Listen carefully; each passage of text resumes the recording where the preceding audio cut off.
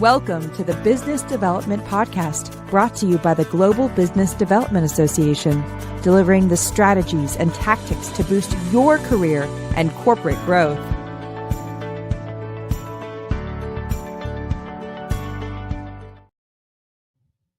Hello, BD Pros, and welcome to the Global Business Development Association's podcast called What is Business Development? And, have you ever been in the position, particularly if you're a business development leader, and wondered how should you allocate your budget in marketing and your inbound activities? Well, today we have a great answer that's a simple 80-20 solution. And even though it's a simple solution, there's a lot of science and a lot of data-based reasons for implementing this 80-20 rule. And it came out in a LinkedIn post from Andrei Zinkevich. And Andrei is one of the top voices when it comes to marketing on LinkedIn, particularly as it relates to account-based marketing. A little bit about Andrei. He is the co-founder of FullFunnel.io, and he lives and breathes B2B marketing. And since 2006, prior to that, he had about 5 years as a business developer in sales functions.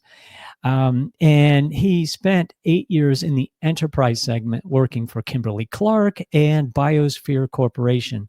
Now, what makes FullFunnel.io different? Well, it's first of all, the ins and outs of selling to the enterprise. Coming from the mid-market and enterprise world, Andrei knows all the ins and outs of selling to those segments, the research, evaluation processes, decision-making procedures inside the buying committee, and the approval workflows.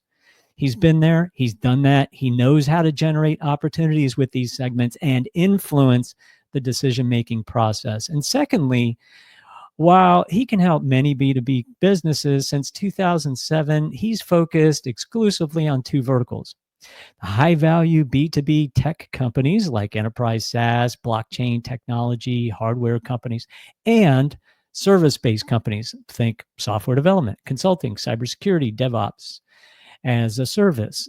Those service-based companies, those two major verticals, that's where his sweet spot is. And he is in the trenches, knows the lows down of these verticals, and you get access to 30 plus years of combined experience between Andrei and his co-founder. And then finally, they believe that the real growth can only be driven in-house, inside your company. You need to have people who are in the trenches every day, talking to customers, experiencing the sales hurdles, refining the messages and positioning. And when you have FullFunnel.io as your support organization and marketing advisors, they provide consistent support and training, including step-by-step playbooks, templates, marketing and sales dashboards, tech stack, and process maps. As a result, you get an evergreen in-house growth engine. And not only is Andrei the co-founder of FullFunnel.io, he is also the founder of Trenches, a B2B marketing community, and strategic advisor on the Split Tech City. So if you find yourself in the Mediterranean, head on over to Split and you will be able to enjoy yourself in the tech city of Split. And then finally, Andrei is host of the Full Funnel B2B Marketing Podcast. So very busy man. We're extremely privileged to have Andrei on the show today. So Andrei, welcome. Thanks a lot for inviting me. It was a long intro. You made me blush while you were sharing all of these bad jokes aside. Happy to join you and love to chat with you. Yeah. Well, look, I made you blush and you made me tired just reading the whole thing. You're a very busy person, extremely accomplished, all kidding aside. You have tremendous value, experience, you and your partner. The post that you provide on LinkedIn, it's a wealth of knowledge. Folks, if you want to learn really the deep processes, procedures, tactics, strategy of marketing, you want to apply that in a B2B environment. And I'm looking at you too, business developers. You're a key part of the go-to-market team and collaborating closely with marketing. So follow Andrei, follow FullFunnel.io, and you will learn a tremendous amount. Like the one post that we're going to talk about today. This was about a month ago that it came out on LinkedIn. And let me tell you, folks, a little bit about this post. It's Andrei addressing marketing planning. And, sometimes that can get overcomplicated. It can be sophisticated, but it should, at a minimum, include two levels. And Andrei in his post advocates for a simple 80-20 rule. And 80% of your resources, that's team, budget, time, should be devoted to a category he called regular marketing operations. The 20% should be allocated to one-time programs and experiments. Okay. These are one-time programs that include experiments like piloting new revenue ABM, okay, account-based marketing. And it can be events that are hosted during a specific time frame, say like at an industry conference. Okay, so those are the two major categories, 80% allocated to regular marketing operations and 20% allocated to one-time programs and experiments. And we are going to, in this business development tactical deep dive, really dig into this concept of the 80-20 rule when it comes to marketing planning. Of course, we'll have a link to the post on the podcast page so you can read this LinkedIn article and look at it's a fantastic graphic that's been put together. And if you're a business developer listening to this episode, you are integral to the go-to-market team. Okay, we bridge the gap between marketing and sales. And so you're an active participant in the process, and mainly as a feedback loop to marketing and providing the feedback that you get from customers in regular discussions. And we'll go into that a little bit more, because what you have here today is Andrei not only understands marketing, but he's been in the trenches of sales. He's done this before. He's rolled up his business development sleeves. So Andrei, let's jump right into your concept here of the 80-20 rule. When you talk about regular marketing operations, what are you really talking about when you're saying regular marketing operations? Yeah. So regular marketing operations are the activities that are constantly in your marketing calendar. This is something that you do every day, every week, every month, every quarter, every year, right? The reason why I highlighted this, the biggest problem that we observe and we hear from our customers quite often as well, is that their marketing could be described as random acts of marketing, which means that there is no cohesive long-term and short-term planning. Most of the activities are done on demand by request from sales, from leadership, from other teams. Most of them are supporting some current ongoing initiatives, and there is no longevity in this. Hence, quite often, there is no real marketing impact on pipeline and revenue. And long ago, that was acceptable, right? But after the COVID, that's my gut feeling, maybe it changed earlier, but after the COVID, every company started to count every single cent. CFO started to be involved more into procurement, and marketing started to get a constant pressure from the leadership to prove marketing source revenue and pipeline. And if you were in the position that, okay, we are doing print, we are doing awareness, etc., you can, if you're a marketer, you can always figure out how to manipulate these terms. I'm not saying that you shouldn't be doing this, you should be doing this, but these activities should be tangible, and you need to clearly see the impact. So when you can see the impact, it's only possible when you have constant operations that you do regularly, right? Because only then they can provide or generate a compound interest. That's the key. Which activities you need to run, that depends obviously on the organization. So in the post you have mentioned, I actually highlighted the key activities that we do for our company. For example, daily activities involve social thought leadership content. For some companies, that could be thought leadership ads or ads in general, right? Weekly activities. In our case, this is our newsletter, this is our live podcast, and this is our internal meeting, which we call pipeline review and planning meeting, right? So this is something that we do every single week. Then monthly activities. So for some companies, this could be reporting, webinars, etc., right? And lastly, quarterly activities could be events in different formats, one to few, one to many, events with partners, with customers, etc., right?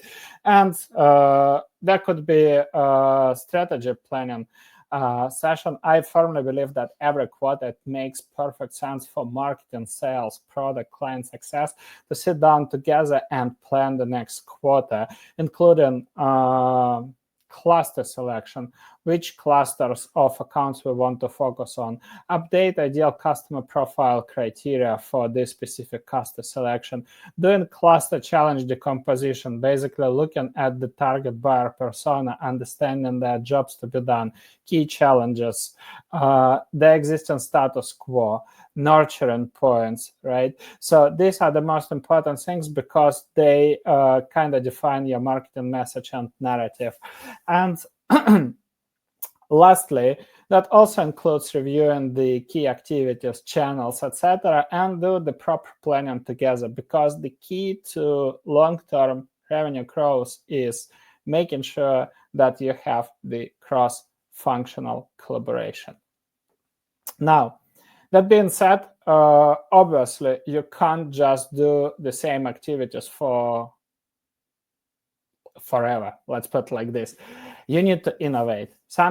For example, I mentioned the LinkedIn social thought leadership, right? But the algorithm changes, right? The trends are changing. And obviously, you need to innovate. You need to figure out how to be aligned with the current trends. So from this perspective, you need to experiment. And experiment, obviously, is an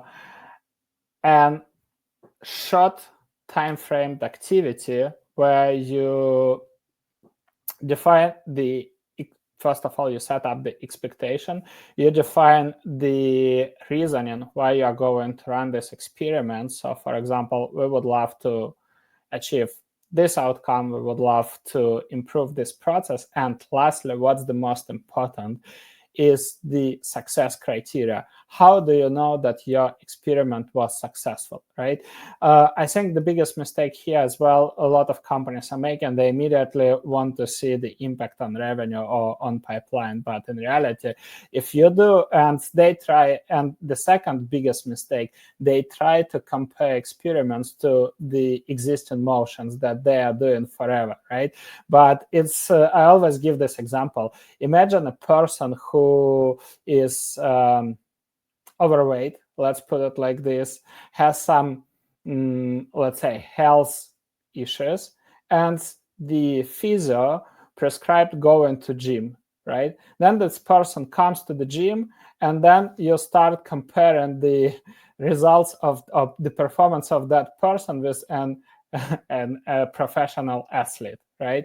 And then say, hey, obviously that doesn't work because that person doesn't have this muscles, this six-pack abs, etc., right? So that's the biggest problem. So you need to define clear expectations and not trying to compare something that you just experimented for 1 month to the motions that you were running forever.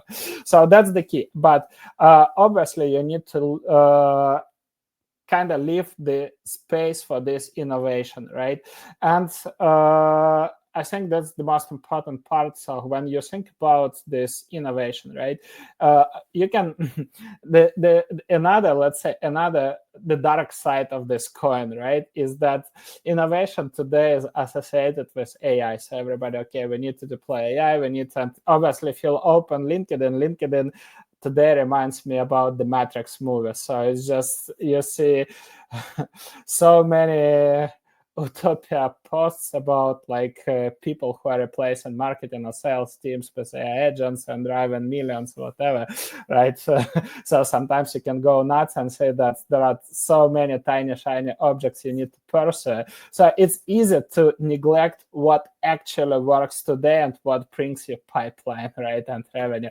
So that's the key. You need to find a healthy balance. And from my, let's say, subjective point of view, the best option is to deploy this 80-20 principle to your planning when you focus 80% of your time, budget, resources on something that is proven. Obviously, you need to refine it, and this is where experimentation comes in, right? So you need to leave space, but also why I'm saying 20%, because it's easy to plan and add so many initiatives. Hey, let's deploy this new AI tool. Let's try this new tactic. Let's try this new channel. But in reality, let's be honest, most of the teams today, they deal with bandwidth problems, with the capacity issues, right? And I don't know anybody who won't tell that their plate of tasks is not full. Obviously, everybody has a lot to be done.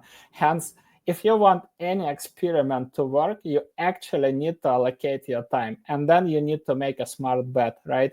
What would be the best one to try? So this is the key to, and maybe a simple explanation of these regular operations and experiments with 80-20 rule applied. Yeah, that's great. I love how the rule is elegantly simple. It's 80-20, where 80% is really those things that are proven methods that are generating results. And then the experiments are things that you can, first of all, set expectations properly, that this is purely an experiment. It may work, it may not work. And if it does work, then we need to decide, do we want to roll it into our 80% budget of regular activities? And if we do, okay, what gets dropped from the 80%? Right? Because you have a limited amount of resources. So something has to give. And so let's unpack this a little bit, though, from the perspective of a business developer, somebody that sits between marketing and sales, where marketing is attracting the awareness of prospects. It's that recognition of the business entity. And then sales is the conversion process. When you have the prospect that raise their hand, they say, I want to buy a product. It may be your product, it may be other products, but I want to buy a product. Okay, that is now the conversion phase. They're a qualified lead. They have declared intent to purchase a product. But there is a lot of activity that takes place between the awareness phase and the conversion phase. That's the brand activation phase. And that's where business developers have a tremendous role. But marketing has a major role as well. And that's why you focus so much on account-based marketing, which is really that integration between marketing, business development, and sales. But let's think of the role. Let's talk about the role of the business developer in the 80% budget category, those regular operations. Give us a sense. You talk about daily regular operations are social engagement, thought leadership, paid content distribution. And then there's the regular activity of the newsletters that take place on a weekly basis, maybe a live podcast. And then you talk about the pipeline review meetings. So let's just pause right there, just daily, weekly, everything that goes into regular operations. How do you see business development participating in there? Yeah, absolutely. Like you said, business development is a crucial part of this process. I'm obviously not in sales nowadays, but I would love to give my perspective from, let's say, account-based marketing perspective. Like you said, it's a cross-functional motion where both roles or both departments should actively engage in accounts through the entire buyer journey, from awareness creation till pipeline generation, opportunity creation. Now, from this perspective, before diving deeper into, let's say, planning framework, what is essential to identify as a role of BDR in this in the account-based marketing motion, right? In this strategy, I always highlight 5 core pillars. That's I think we need to start from that point. The first one is account qualification criteria, right? What tells you that the account that you're going to select is the right fit for your company, and what tells you that this account is likely to be converted into sales opportunity. I think this is the fundamental thing, because unfortunately, a lot of business development teams, they just focus on volume. Calling more, sending more emails, sending more messages, etc. But the reality is, to be honest, it's rotten. Most teams that are running like automated mass volume-based outbound campaigns are simply not generating enough pipeline. That's the truth, despite what you can see in a few posts on LinkedIn. The reason is simple, because everybody has access to the same tools. Everybody has access to the same publicly available information. Maybe 3 years before ChatGPT and AI tools, you needed to run let's say account research, and the deeper you dig, right, the more insights you'll have, and you can at least personalize on this. Today, everybody has access to the same data in just few clicks. And today, everybody could send more emails, more messages, right, with the same tools, which means that it just creates prospect blindness. So people, the best probably answer that I have heard was when we were interviewing CTO of one of our clients, and I asked, like, if and sales were on that call, and I asked, like, if sales rep from another vendor would try to engage you, what might work? And he said, well, I can't immediately reply that question, but I immediately can tell what won't work. I am, as a CTO, and it's a big enterprise company, I'm receiving so many emails and messages on LinkedIn. They could be super personalized. They could like highlight my top-notch challenges and even, highlight some solutions, but I simply don't have time to read all of them. So if I don't know the sender, there is no chance that I will open and reply.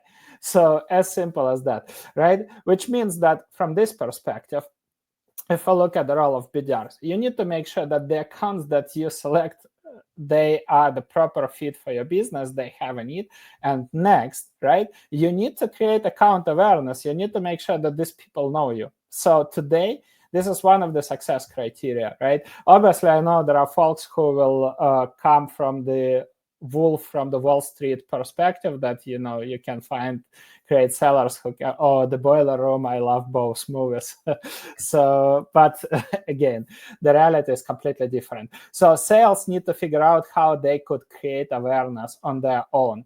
And from this perspective, it always makes perfect sense to plan together with marketing the activities, right? It all starts, like I mentioned, in the marketing planning, from you plan the quota programs, you select the use case, you deploy together ICP and account qualification criteria, you together deploy, you together define the accounts that you're going to select, you together define this account qualification criteria, right?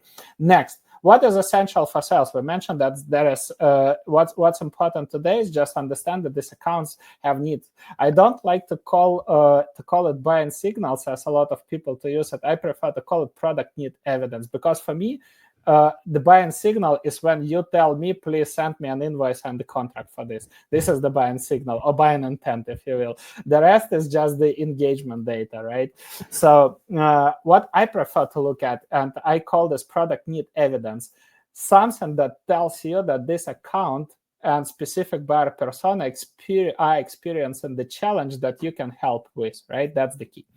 And like we spoke, everybody could run, ChatGPT-based account research and collect publicly available information, but that's not enough. Today, you need to define what is absolutely critical information you must know about this account to be able to come up with a fully personalized solution for them, right? And When you define these questions, then you start working with marketing. What could be the touch points and activities that will help you to gain these insights? So that's which leads us to the next point, right? How can we engage the buying committee? How can we create this awareness, and how we can collect these insights? So that includes the proper buying committee mapping, right? The engagement. How can we do this? Because for many business development reps, this is just black and white. You send, connection request on LinkedIn, then you say, hey, we help with this and that. Let's have a chat for 15 minutes. So the problem is that, again, if it works for somebody, that's fine. But if it doesn't work, you need to figure out how to build the relationship with these people, or how to ensure that they would accept your connection request and they would reply to your email, right? That's the key. Next, when they are connected to you, what questions or how you can proceed with the engagement so you'll be able to gain these insights, right? You can't just ask a straightforward question to, let's say, senior leader, senior decision maker from your account research, Samsung. Hey, can you tell me what is the challenge that you're experiencing, right? Nobody is going to share this with stranger. Hence, you need to have the playbooks that will help you to collect this insights. And the next part is activation, like you said. Okay, so when we collect enough insights, how can we now create the sales opportunity? And I think, again, a lot of teams, they look at this just simply from the narrow perspective. Okay, I will need to have a call with this decision maker, and that's it. This is the key to success, right? And we'll close the deal. In reality, we all know that the bigger you are, the higher you are climbing, right? The bigger are the accounts that you are prospecting, the more people will be involved. And these people have completely different KPIs, preferences, etc., reasons to buy and not to buy.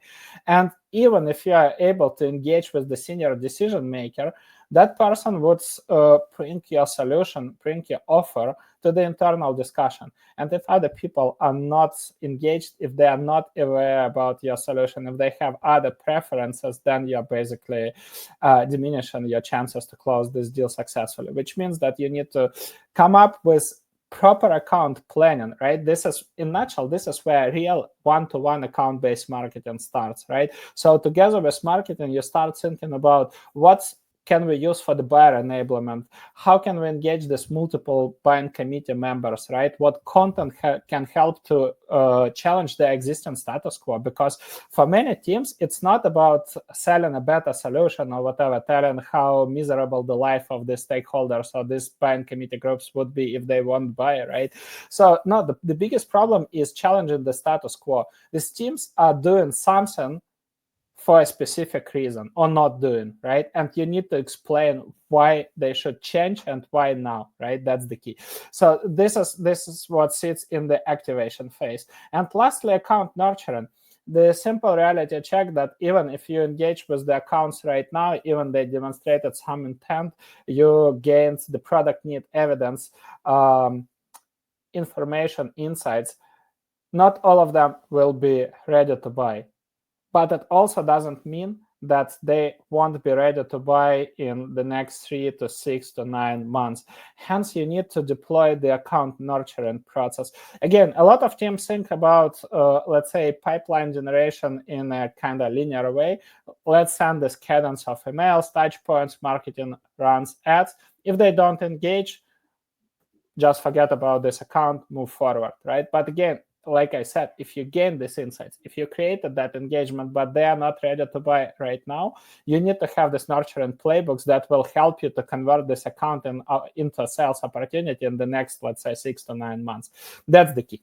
So now, so these are 5 pillars, just to summarize them: account qualification, account research, activation, account nurturing, and buying committee engagement and profiling. Right now, from the 80-20 perspective, and if we'll dive in that planning, first let's start with quota things. For me, here it's the first thing that the teams need to do is to align with market and product and client success on a quota planning.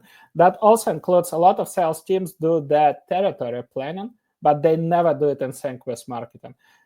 as I said, first of all, you need to define, okay, what use case or what segment or what vertical we want to focus on. Who are our best customers in this vertical? What are our top, let's say, ACV deals, and what are our fastest deals? How can we replicate these deals? Because when you develop the account qualification criteria, in nutshell, they should replicate your best deals, right? That's the key to success. This is what you want to, these are the types of accounts that you want to have in your pipeline, right? That's the first thing. Next, diving deeper, what activities help to generate these deals, right? What we can do together, right? This is how you define this core operations, what marketing can do regularly, right? Then, as I spoke, doing together the cluster challenge decomposition. If you select a specific use case and buyer persona, right, you start diving deeper into like what are the jobs to be done of these people, what are their typical KPIs, what are their challenges, what is their current status quo, and how can we challenge this? So these are the keys. And then planning the core events, what we are going to do in one quarter, etc. Right? Done. Then when we define this quarter timeline, we define what are the core monthly activities. That could be the monthly report. This could be the specific activities that we are going to run.